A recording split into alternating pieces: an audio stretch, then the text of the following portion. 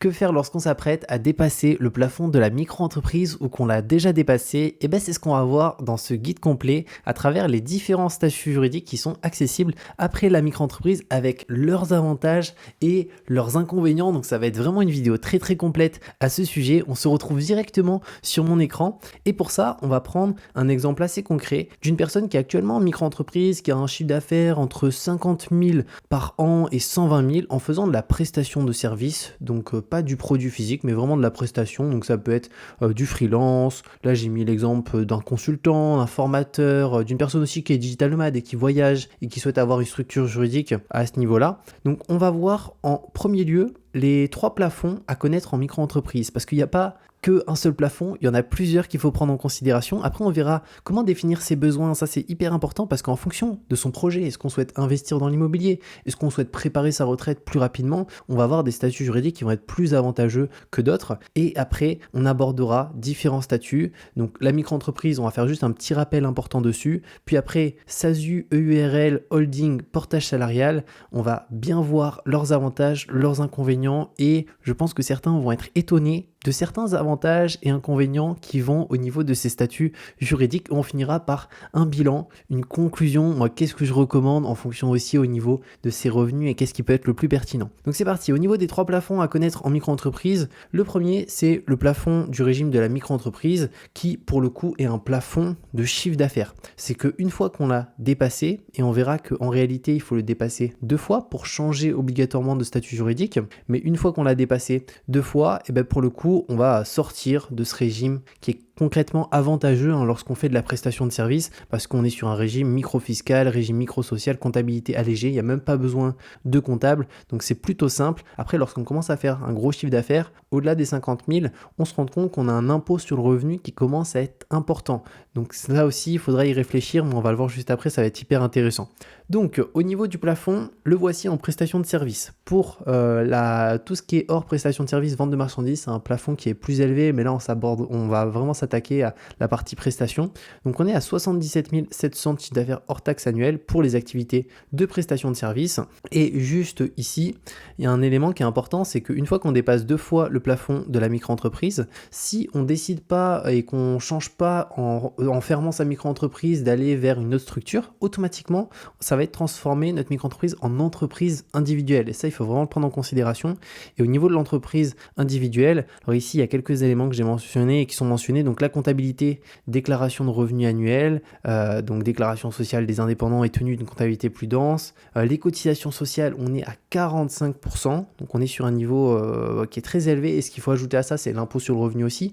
Donc pour moi, c'est vraiment pas le statut le plus optimisé du tout. On va en aborder d'autres juste après. Et concernant l'imposition, elle est du coup ici sur les bénéfices après déduction des frais. Donc on peut déduire par contre des frais. Donc ça, c'est un avantage en entreprise individuelle qu'on n'a pas en micro-entreprise où réellement on est imposé sur le chiffre d'affaires et on peut rien déduire du tout. Donc ce qu'on va voir juste après ça, en deuxième élément ici, c'est le seuil de franchise en base de TVA. C'est qu'on va avoir aussi cette partie-là qui a un plafond à connaître, c'est qu'au bout d'un certain moment, il faut déclarer la TVA, il faut la collecter au niveau de ses clients pour la redonner à l'État. Et en prestation, actuellement, c'est 39 100 €. Donc ça, c'est au-dessus du seuil de franchise de TVA. À partir de là, il faut vraiment la collecter. Et aussi, on est redevable de la TVA dès le premier jour du mois de dépassement. Donc il y a aussi certaines personnes, peut-être sur cette vidéo, qui se disent, moi, je suis actuellement autour des 35 000, 38 000 et du coup, je réfléchis à peut-être changer de statut pour pas avoir cette partie TVA en plus de mon activité. Donc ça, un petit peu plus bas, on verra aussi qu'est-ce qu'il est possible de faire sur ce point précis. Et juste ici, donc une fois qu'on dépasse le seuil de franchise de TVA, donc on va avoir plusieurs éléments à mettre en place. Donc obtenir un numéro de TVA au niveau de l'administration fiscale. Ensuite, choisir un régime de TVA, donc simplifié, régime réel normal, facturer la TVA. On peut aussi décider après au niveau de la déclaration de TVA de la faire soit tous les mois, soit tous les trimestres. Après, on a reversé la TVA et déposé une déclaration européenne de service DES. Après, on va avoir le troisième critère, c'est le seuil de versement libératoire de l'impôt sur le revenu, au-delà duquel le micro-entrepreneur perd le bénéfice de cette option s'il l'a souscrit. Alors pour le coup, il y a certaines règles à respecter, c'est quelque chose qui est très intéressant si on fait un gros chiffre d'affaires et pour le coup, au niveau des plafonds, on est sur du N-2 du coup. Donc là pour l'exemple, si imaginons c'est 2023, et ben en 2021, N-2, en prestation de service, si on est célibataire, au niveau de son foyer fiscal, une part, c'est 26 070 €. Donc si on est en dessous en N-2, on peut bénéficier du versement libératoire de l'impôt sur le revenu. Et une fois qu'on dépasse ces plafonds, et ben on sort du versement libératoire sur ce point.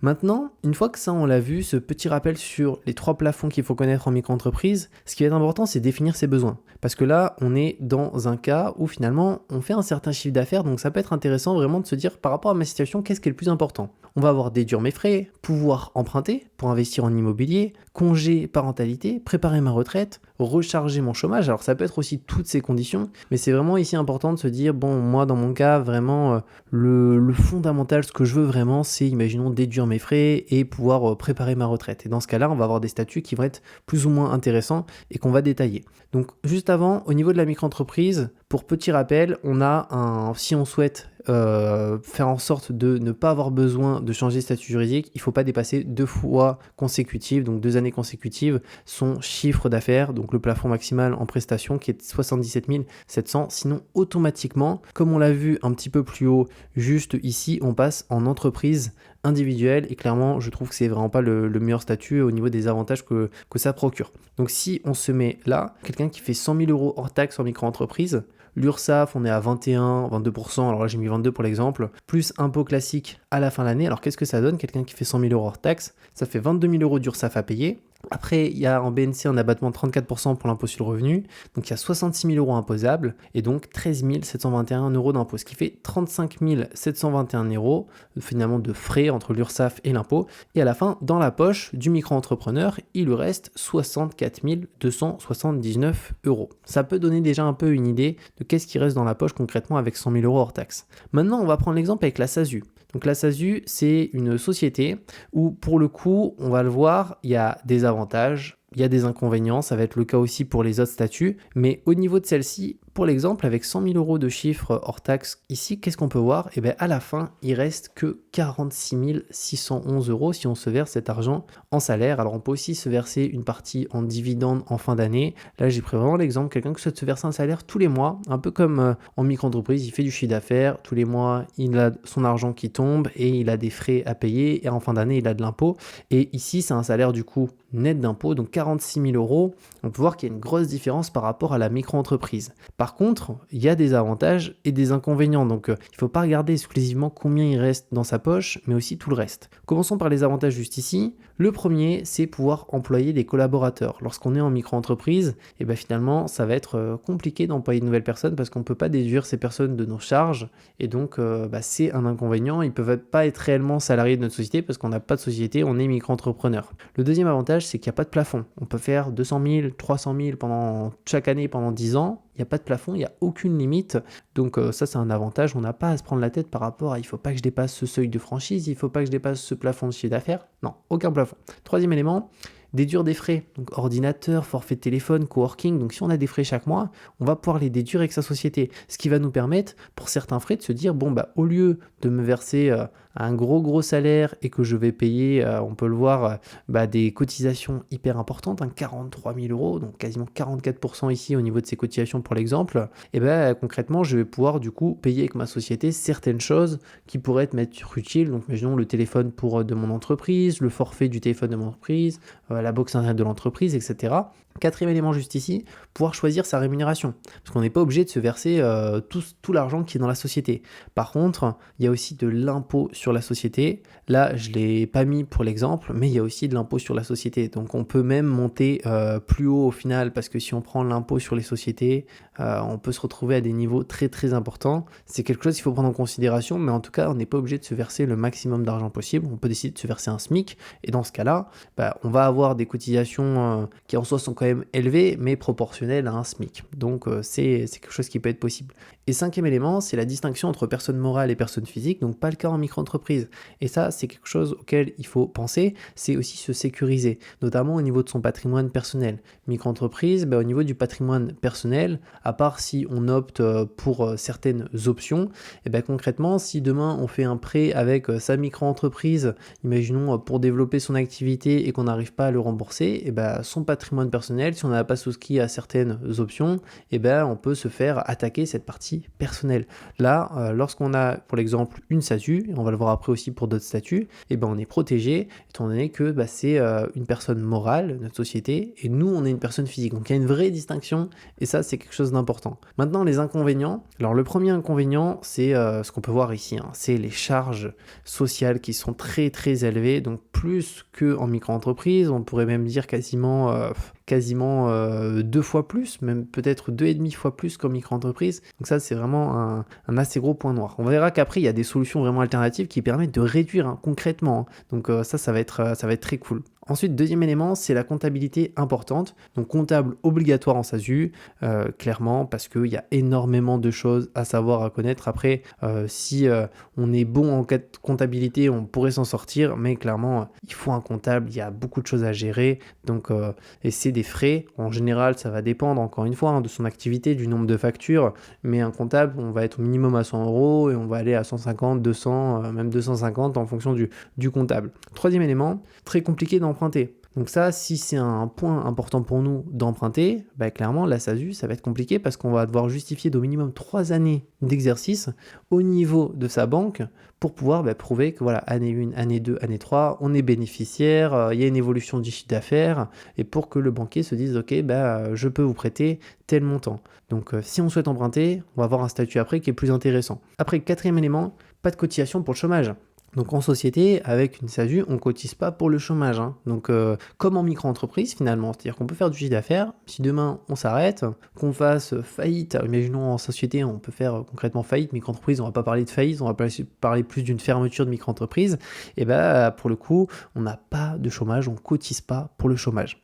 Donc pareil, si c'est important, on va avoir un statut qui est plus intéressant. Cinquième élément, une protection sociale élargie mais coûteuse, donc environ 75 à 80% du salaire. Donc on a quand même une assez bonne protection sociale en SASU qui est bien meilleure qu'en micro-entreprise. Après, voilà, ça a un coût finalement parce qu'on peut le voir que rien qu'au niveau des cotisations qu'on a qui sont importantes en SASU. Maintenant, juste après, on va avoir le URL. Alors, le URL, là, pareil, 100 000 € hors taxe, on peut voir qu'il reste 56 000 €. Alors, c'est déjà beaucoup mieux. On passe de ici 46 000, on a 56 000 €. Donc, on a 10 000 € de plus. Ce qui est pas mal, encore une fois, c'est les revenus nets après impôt. Donc au niveau de l'URL, les avantages et les inconvénients, donc c'est une structure juridique.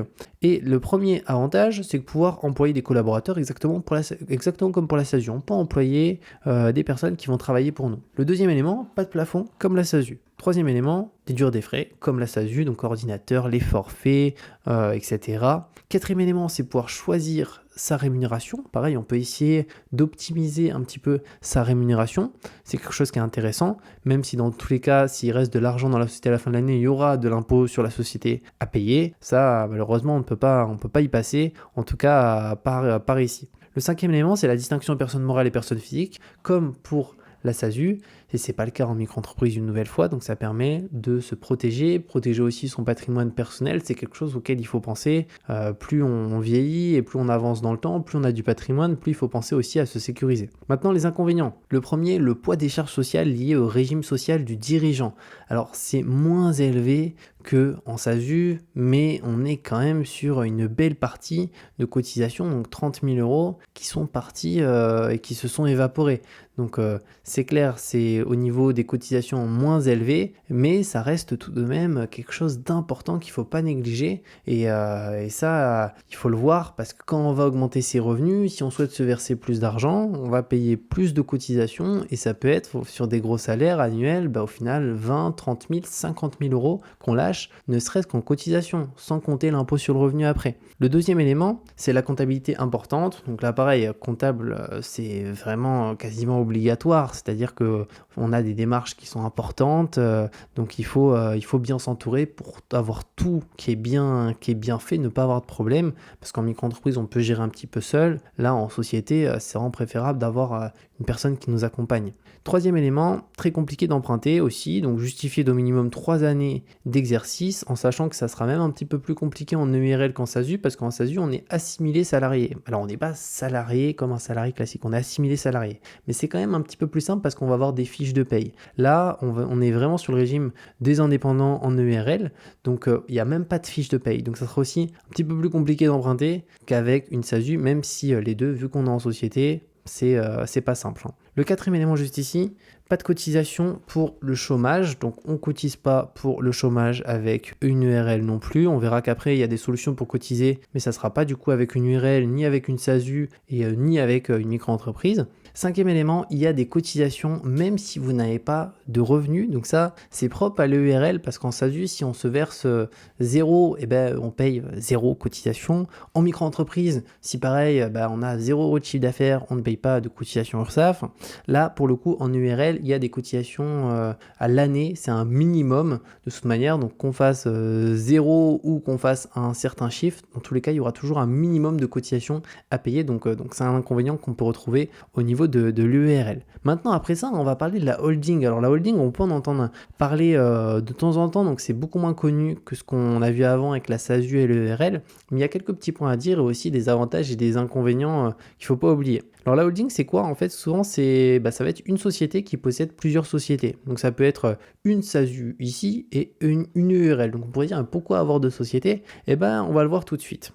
Notamment, en fait, ça peut être intéressant si on fait et qu'on a comme projet de faire des projets immobiliers avec utilisation d'une holding, parce que comme on l'a vu avant, en fait, en société, principalement, là où on va se faire taxer, c'est lorsqu'on sort de l'argent, lorsqu'on souhaite se verser du revenu. Très souvent, on va avoir à chaque fois des cotisations qui sont très élevées en SASU, un petit peu moins en URL, mais qui sont quand même très élevés. On va avoir de l'impôt sur le revenu aussi. Et là, en fait, la holding, ça va être assez spécifique, c'est-à-dire qu'on va avoir deux sociétés. On pourrait dire une SASU là et une URL là, ou une SASU et une SASU.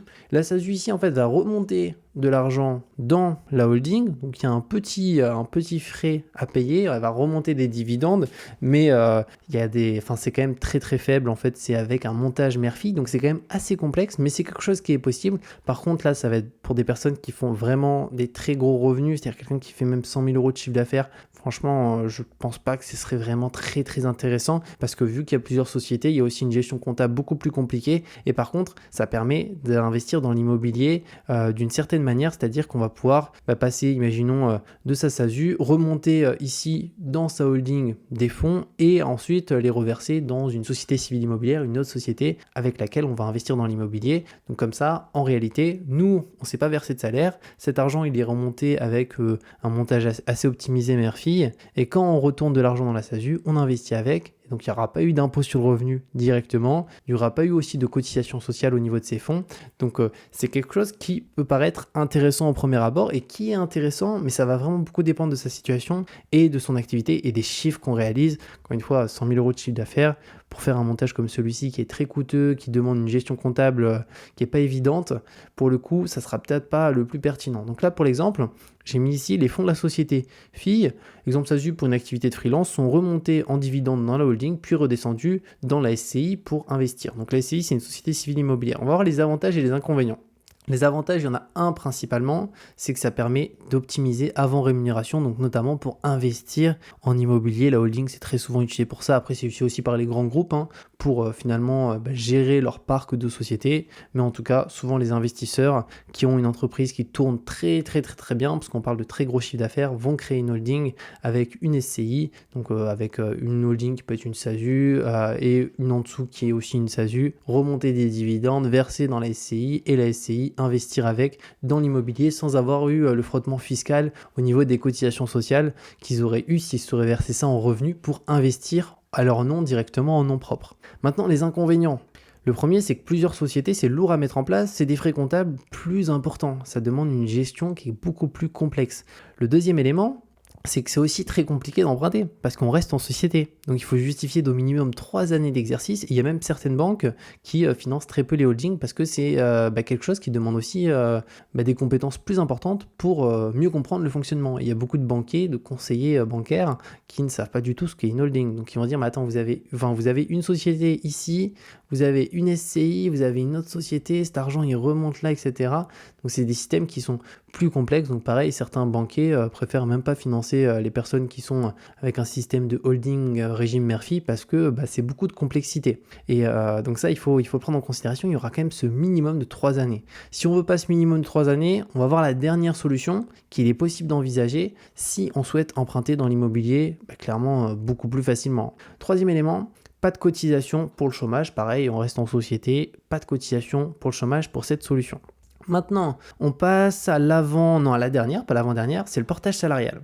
Alors le portage salarial, pour le coup, c'est quelque chose qui se développe énormément aujourd'hui, qui est intéressant pour moi, pour les personnes qui font de la prestation de services.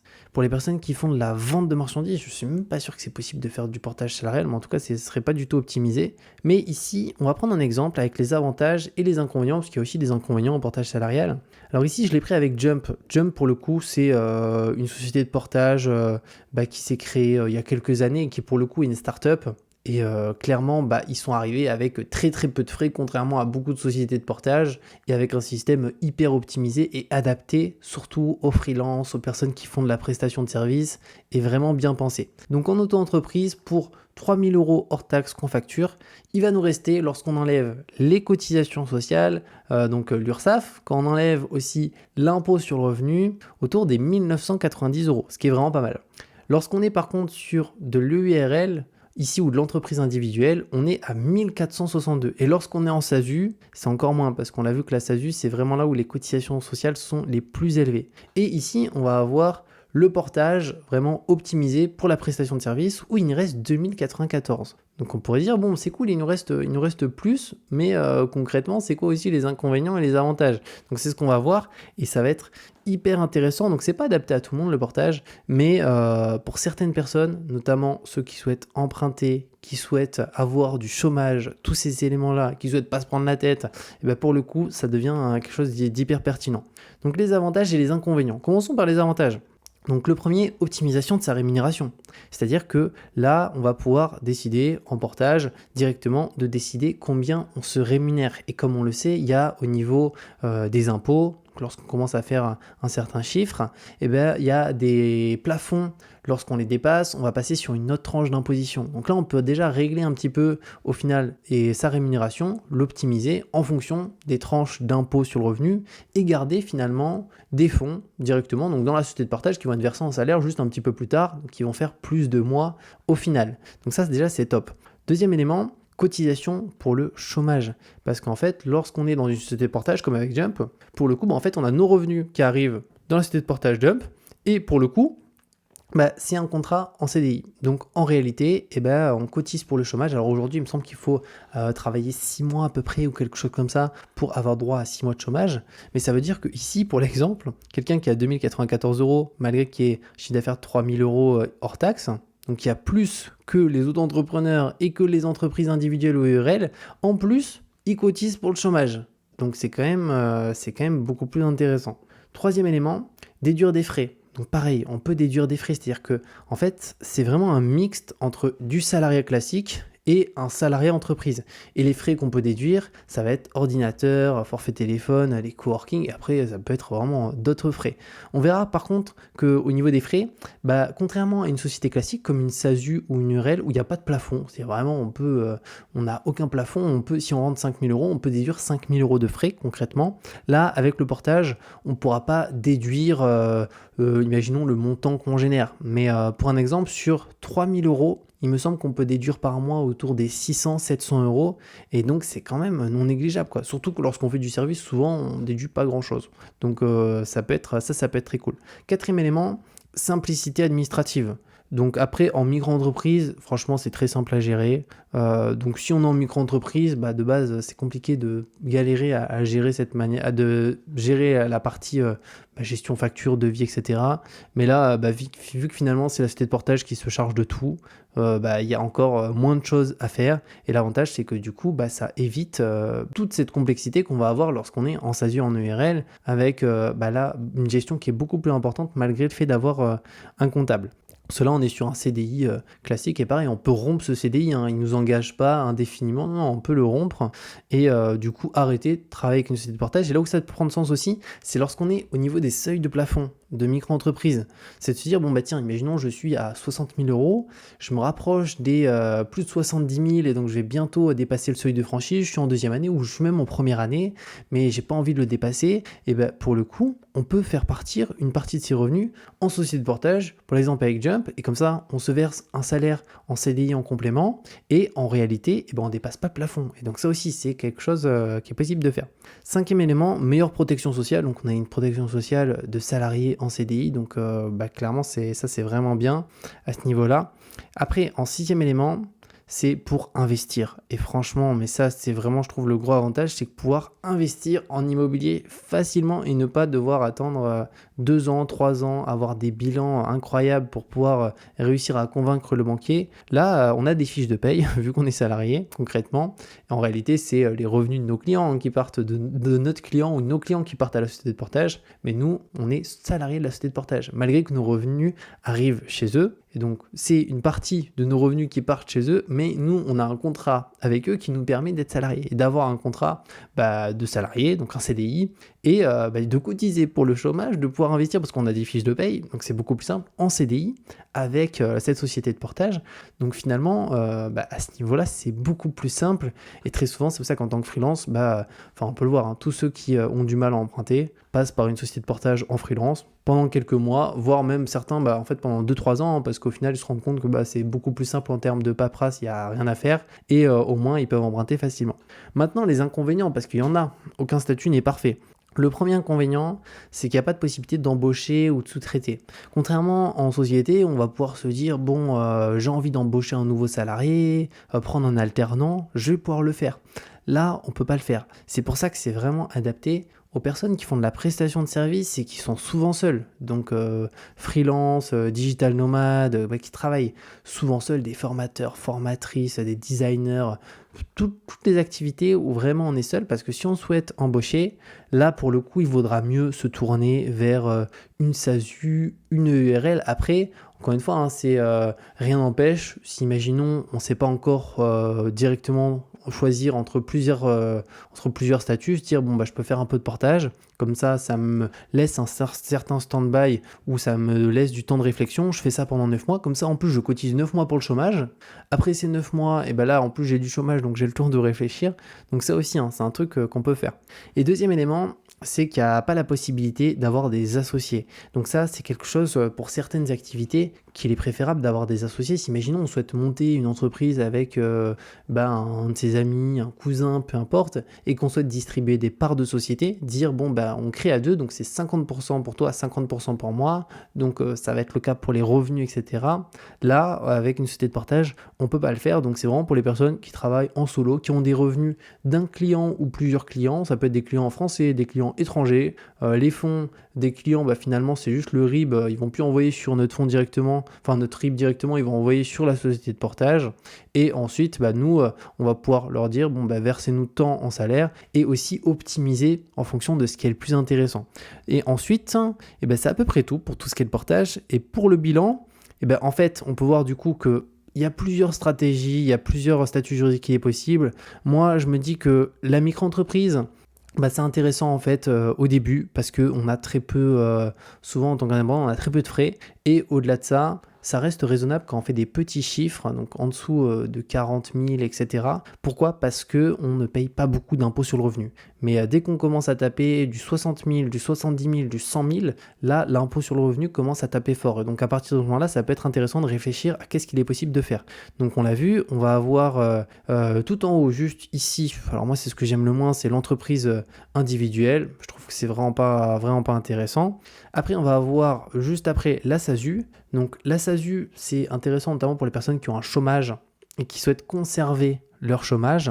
Après, on va avoir le URL, donc qui permet de se payer avec forcément des frais qui sont élevés au niveau des cotisations, mais c'est toujours moins que la SASU. Donc c'est plutôt mieux, je trouve, en tout cas au niveau de la rémunération. Par contre, il y a une protection qui est moins bonne qu'en SASU, donc ça, il faut le prendre en considération. Après, il y a la holding, ça c'est vraiment si on fait des très très très gros chiffres et que pour le coup on souhaite optimiser. Après, il faudra pas oublier que pour investir et tout, il faudra quand même 3 bilans. On a aussi plus de frais au niveau de la comptabilité en termes de gestion. Et après, on a le portage salarial qui là, pour le coup, ne s'adapte pas aux personnes qui vendent des produits. Pas du tout, mais qui est par contre adapté parfaitement aux personnes qui font de la prestat de service en solo. Parce que si on souhaite embaucher 2-3 personnes, portage salarial, vaut mieux se dire je crée une SASU, une URL, je vais me faire un peu saigner, mais au moins je peux embaucher, etc. Mais sinon, c'est hyper intéressant pour les personnes ici qui peuvent finalement avoir plein d'avantages qui est, pour moi, le principal, c'est chômage, retraite. Ensuite, on va avoir, au-delà de la retraite, CDI pour pouvoir emprunter, protection sociale, administratif, déduction des frais. Ça, c'est quand même très cool qu'on puisse déduire des frais. Je ne sais pas si c'était le cas avant, mais aujourd'hui, en tout cas, c'est possible. Jump propose ça et Jump, c'est un service. Pour moi, c'est aujourd'hui, si vous voulez faire du portage, c'est en service, par contre. En service, c'est aujourd'hui la meilleure société pour nous aider là-dedans. Ils gèrent tout, ils font toutes les démarches et on reçoit un revenu. Et d'ailleurs, je suis allé sur le simulateur, juste ici. Et d'ailleurs, pour ceux qui souhaitent parler à un conseiller Jump ou même faire une simulation ou même signer un contrat de portage, etc. pour plus tard faire passer vos revenus avec eux et que vous recevez un CDI, etc. Vous avez un lien en description, je leur ai demandé pour que en fait, vous ayez une petite incentive et en gros, vous avez moins 50% sur le premier mois d'abonnement, en sachant que ça coûte actuellement 99 € hors taxe par mois, donc c'est moins cher qu'un comptable en SASU en URL et il gère tout. Et là, pour l'exemple, imaginons 3 000 € hors taxe par mois. Et ce qu'on peut voir, c'est qu'au final, c'est net d'impôt. Donc 3 000 € de revenus. Il reste 1947, mais il y a 566 de charges. Donc là, en gros, il faudrait ajouter 1947 à 566, ce qui fait quasiment 2500 €. Donc 3 000 € de revenus, il reste 2500 € et on a fait 566 € de charges et en net dans notre poche, on a 1947, mais là on a dépensé, peut-être un forfait téléphonique, une box, etc. Et avec un taux de prélèvement que j'ai mis à 10% en plus. Et donc ça, c'est ce qui est très avantageux à mes yeux à ce niveau-là. Donc voilà par rapport à cette vidéo sur les différents statuts juridiques qu'il est intéressant de voir et où il faut se renseigner lorsqu'on s'apprête à dépasser les plafonds ou qu'on les a déjà dépassés et qu'on va devoir changer au cours des prochains mois. Donc pour récapituler, on a plusieurs choses, URL, SASU, holding, entreprise individuelle, portage salarial. Donc c'est à chacun de voir qu'est-ce qui est le plus intéressant, mais en tout cas, ce qu'il faut vraiment prendre, c'est ses propres critères. Est-ce qu'on souhaite investir dans l'immobilier ou est-ce que non, ça on s'en fout d'investir dans l'immobilier? Donc dans ce cas-là, des fois en société, ça peut être bien. Est-ce que pour le coup, on souhaite embaucher ou est-ce qu'on ne souhaite pas embaucher? Est-ce qu'on souhaite cotiser pour le chômage ou pareil, le chômage, on s'en fiche, on n'a pas besoin de ça. Donc ça, c'est vraiment propre à chacun. Donc n'hésitez pas si vous avez les moindres questions à les mettre en commentaire. Et pour Jump aussi, comme je vous ai dit, je vous mettrai un lien pour faire des simulations avec vos revenus et tout et vous verrez au moins est-ce que ça peut être pertinent ou au contraire, est-ce que c'est pas pertinent, vaut mieux vous mettre sur une SASU, une URL ou autre. Et on se retrouve très bientôt pour une nouvelle vidéo.